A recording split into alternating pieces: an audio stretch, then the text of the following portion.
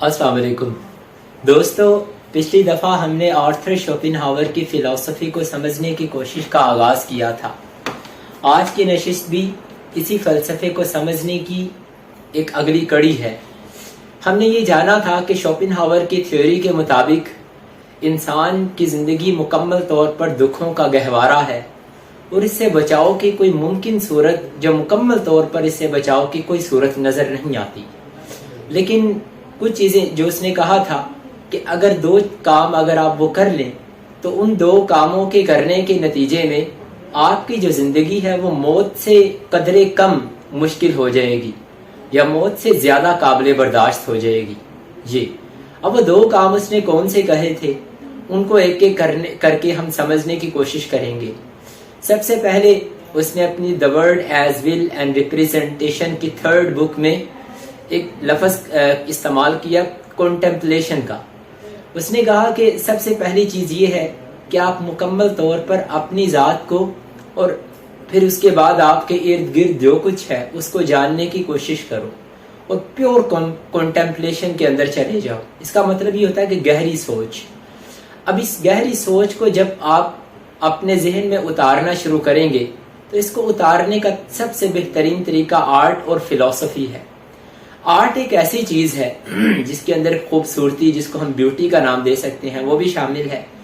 जब इंसान इसके ऊपर गौर व खोज करता है तो फिर इंसान इसके ऊपर इस पर दंग होकर इसके अंदर गुम होकर रह जाता है और जब इंसान इसके अंदर गुम हो जाता है तो फिर शोपेनहावर के मुताबिक एक ऐसी कैफियत या एक ऐसा मकाम इंसान अपनी ज़ात के एतबार से खुद के लिए पैदा कर लेता है कि जहाँ उसके और जिस चीज़ को वो परसीव कर रहा है, जिस चीज़ को वो ऑब्जर्व कर रहा है, मुशाहिदा कर रहा है, उसके दरमियान फ़र्क अपने इख्तिताम को पहुंच जाता है बहुत कम होते होते।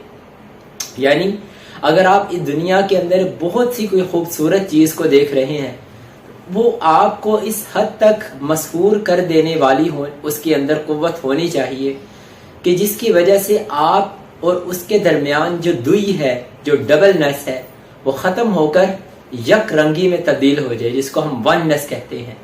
यानी जो परसीव करने वाला है और जिस चीज़ को परसीव किया जा रहा है, जो देखने वाला है और जिसे देखा जा रहा है, दोनों के दरमियान फ़र्क रफ्ता रफ्ता ख़त्म होकर वो दोनों एक ही चीज़ की एक ही शक्ल इख्तियार कर लें।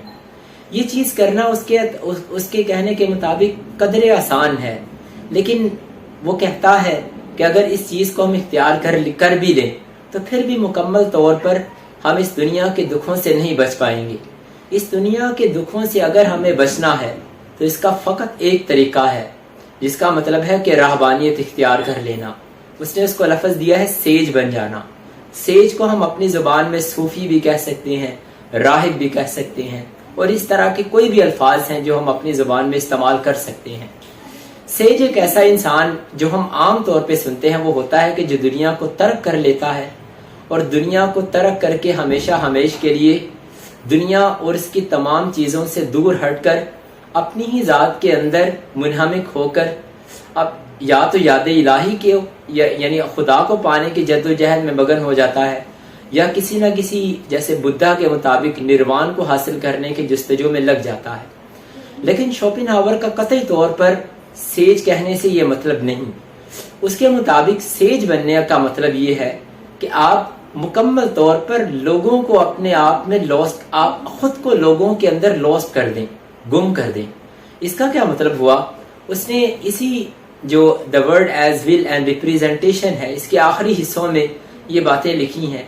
वो कहता है कि अगर इंसान को मुकम्मल तौर पर दुखों से आज़ादी हासिल करनी है तो फिर इसका एक ये तरीका है, अपने को दूसरों के अंदर मुकम्मल तौर पर आप ये समझ लें कि मदगम कर दें, मुकम्मल तौर पर उस पर फना कर दें।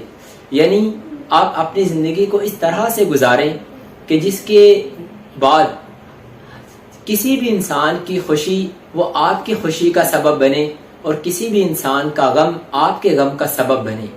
अगर ये चीज़ आप अचीव कर लेंगे तो फिर आप इस चीज़ को अचीव करने के नतीजे में अपनी विल या अपनी डिज़ायर, जिसको वो कायनात की अल्टीमेट रियलिटी कह रहा था, उसको फरामोश कर देंगे।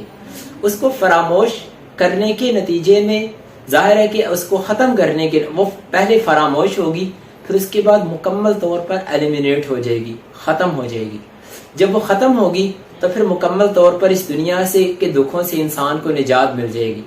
وہ کہتا ہے کہ اس دنیا میں ہمیں الٹیمیٹلی جو ہے وہ ول سے نجات حاصل کرنی ہے، اور ول سب سے زیادہ جو حاوی ہے وہ جینے کی ہے۔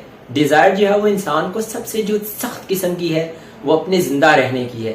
تو پھر اس کا مطلب یہ ہوا شوپن ہاور کے مطابق کہ ہمیں اپنے زندہ رہنے کی ڈیزائر کو سب سے پہلے ختم کرنا پڑے گا۔ اگر اپنے زندہ رہنے کی خواہش کو سب سے پہلے ختم کرنا ہے، جیسے اس نے ایک اور لفظ کہا ہے کہ non existence is better than existence, اس کو آسان الفاظ میں ہم اس طرح سے کہہ سکتے ہیں کہ نہ ہونا ہونے سے بہتر ہے۔ اب اس کا مطلب تو صاف صاف یہ ہوا کہ جو اس شخص اس دنیا کے اندر ہے، اور اگر اس کو اس کائنات کے اندر موجود دکھوں سے فرار حاصل کرنا ہے تو اس کے لیے ضروری ہے کہ وہ اپنی ہستی کو نیستی میں بدل دے، یعنی اپنے ہونے کو نہ ہونے میں بدل دے۔ تو کیا اس کا مطلب پھر یہ ہوا کہ وہ اپنی زندگی کو ختم کر لے؟ اپنی زندگی کو ختم کرنے کا سیدھا سیدھا مطلب خودکشی ہے، جو بظاہر ہمیں چیز سمجھ آتی ہے، لیکن شوپن ہاور قطعی طور پر اس سے اتفاق نہیں کرتا۔ وہ اپنی اسی کتاب میں لکھتا ہے کہ خودکشی کرنے کا انسان کو کوئی فائدہ نہ ہو سکے گا، کیونکہ موت ایک ایسا درد رکھتی ہے کہ جو بالآخر انسان کو مکمل طور پر اپنی لپیٹ میں لے لے گا، اور اسے انسان کبھی وقتی طور پر بھی نجات حاصل نہ کر سکے گا۔ اس دنیا کے غموں سے وقتی طور پر ایک تھوڑی سی نجات ممکن ہے، لیکن موت ایک ایسی چیز ہے کہ جس کے بعد انسان کو عارضی طور پر بھی تھوڑی سی نجات بھی میسر نہ آ سکے گی۔ اس وجہ سے یہ چیز قطعی طور پہ غلط ہے۔ پھر اس وہ یہ بھی کہتا ہے کہ جب انسان اس دنیا میں پیدا ہوتا ہے، گیم وہ اسی وقت زندگی کی ہار چکا ہوتا ہے۔ اس کی پیدائش اس کی شکست کا سب سے بڑی اس کی شکست کی علامت ہے، اور جب اس کی شکست پہلے سے ہی مقدر ہو چکی ہے تو پھر خودکشی کرنے سے زیادہ یہ ہوگا کہ اس پر موجود مرنے کے نتیجے میں اس پر موجود غم اور دکھ ٹرمینیٹ ہو جائیں گے، یعنی جو ہیں وہ ختم ہو جائیں گے۔ لیکن جو ہم نے بات کی ہے کہ موت کا درد کے اعتبار سے وہ کوئی فزیکل پین نہیں ہے، کوئی جسمانی درد نہیں ہے کہ جس کو بنیاد بناتے ہوئے وہ یہ کہنا چاہ رہا ہو کہ انسان جو ہے وہ موت کا درد جو ہے وہ زندگی سے بھی بھرپور ہے یا زندگی سے بھی زیادہ بدتر ہے۔ اس کا مطلب یہ ہے کہ موت ایک ایسی چیز ہے کہ جو انسان کی زندگی کا اختتام، نہ صرف زندگی کا اختتام کرتی ہے بلکہ اس کی کہانی کو بھی مکمل طور پہ ختم کر دیتی ہے، اس پر قدغن لگا دیتی ہے۔ اس پر قدغن لگانے کا مطلب یہ ہے کہ آپ مزید پروگرس نہیں کر سکتے۔ قدغن تو لگے گا، لیکن اگر انسان اپنی ذات کو ایک خاص جو اس کی ایوریج عمر ہے اس کے اعتبار سے ڈھالنے کی کوشش کرے اور کسی طریقے سے وہ ٹارگٹ کچھ اچیو کر لے کہ جو انسان نے اپنے لیے سیٹ کیے ہیں، تو پھر وہ اس ٹارگٹ کو سیٹ کر کے اس کو اچیو کرنے کے نتیجے میں قدرے بہتر طریقے سے دنیا سے جا سکے گا۔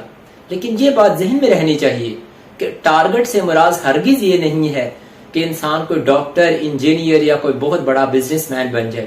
ٹارگٹ اس کے مطابق صرف ایک ہے، اپنے ڈیزائر کو ختم کرنا۔ اب وہ یہ بھی کہتا ہے کہ اپنے ڈیزائر کو ختم کرتے کرتے پھر وہ ایک ایسا وقت آنا چاہیے کہ وہ مکمل طور پر اپنے آپ کو انسانیت کے اندر گم کر دے، انسانیت کے لیے اپنے آپ کو وقف کر دے۔ اس کے نتیجے میں انسان کی زندگی اس کی موت کی نسبت زیادہ قابل برداشت ہو سکے گی۔ بہت شکریہ۔